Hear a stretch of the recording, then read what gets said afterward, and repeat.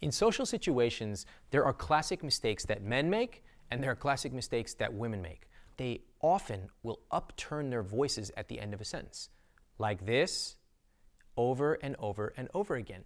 And it often becomes more pronounced in formal situations like job interviews.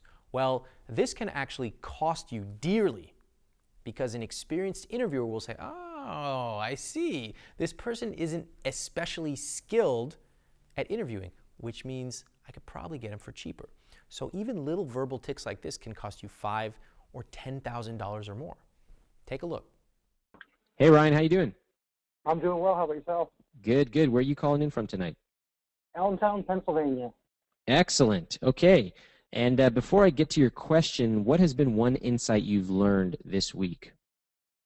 I think the one insight, and it will lead into my question, is I'm used to really being very flexible in my job and learning more and more skills. So whenever new opportunities pop up, I normally raise my hand and say, yeah, I want to do that. One of the things I think my big takeaway or insight is, as I do that, I've acquired a lot of skills, but this exercise of looking for job titles and trying to fit my skills into that has led me to say, hey, maybe I need to slow down a little bit and actually look at what can I do and how does that actually move me forward? Because, you know, sitting there paddling through, hey, I can do so many different things, that's tough to kind of narrow it down and say, hey, what is 1, 2, 3, 5 job titles that really describe what I'm capable of doing and I'm interested in doing. Let me give you one more piece of feedback, Ryan. This is just Sure. feedback on the question that you asked. You may have already gotten this feedback in the past, and my feedback to you, and I think this could be worth a huge amount in terms of social skills as well as pure numbers when you go to negotiate. You know that at the end of your sentences you tend to upturn. Have you noticed that? I have not, no.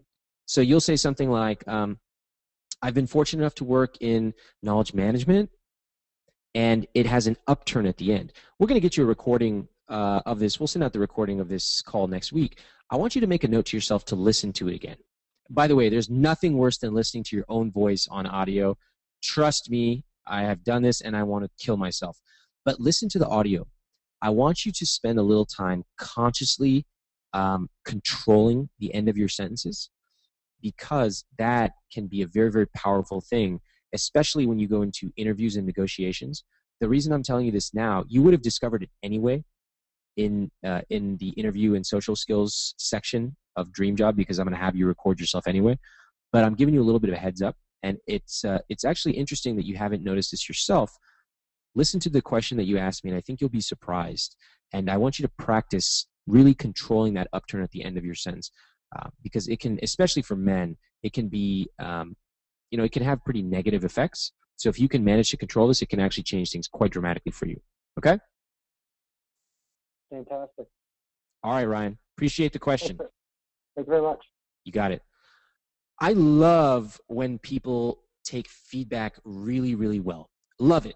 I also love when people, obviously you guys join this course because you have a certain type of personality. You're a little bit open to changing. That's obvious.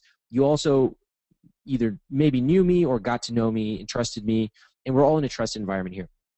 You can't just roll up to someone and be like, hey, you're really fat. That kind of advice doesn't work.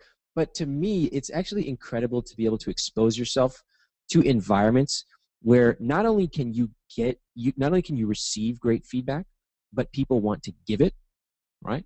That kind of feedback, that kind of environment, it's like, think back to your favorite class in college where it was small, everyone wanted to be there, and people could just speak honestly. And they could say, I like what you said, but I really disagree.